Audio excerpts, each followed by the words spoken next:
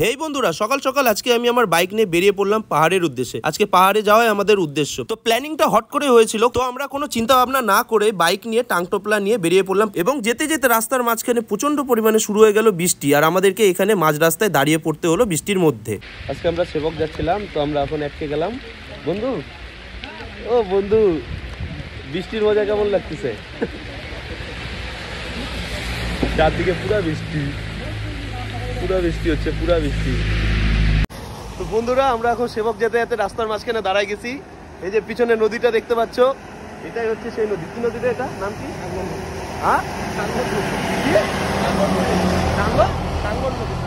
টাঙ্গর নদী বলতেছে। আমি তো জানি না নদীর নাম টাঙ্গর নদী।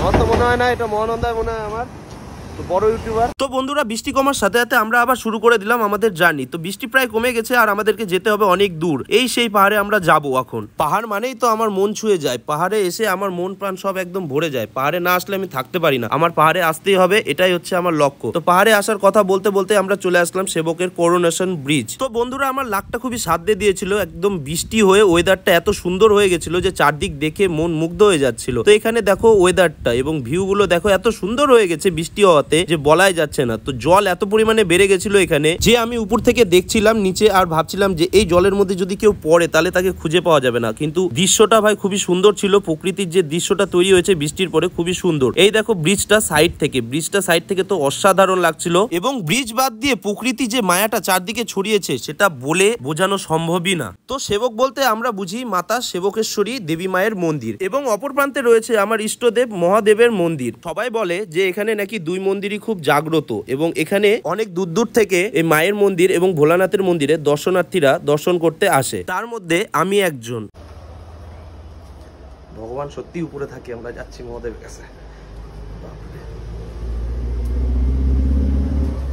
আচ্ছা দোস্ত, কায় তু।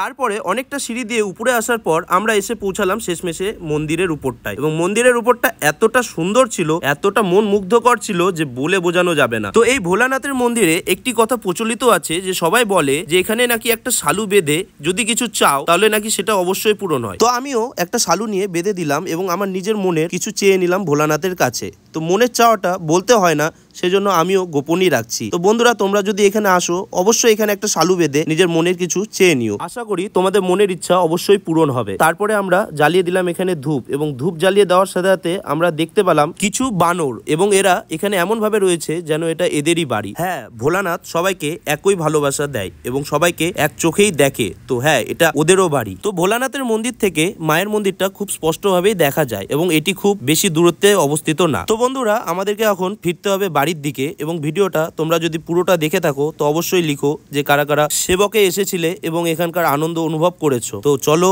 ততক্ষণের জন্য টাটা, বাই বাই।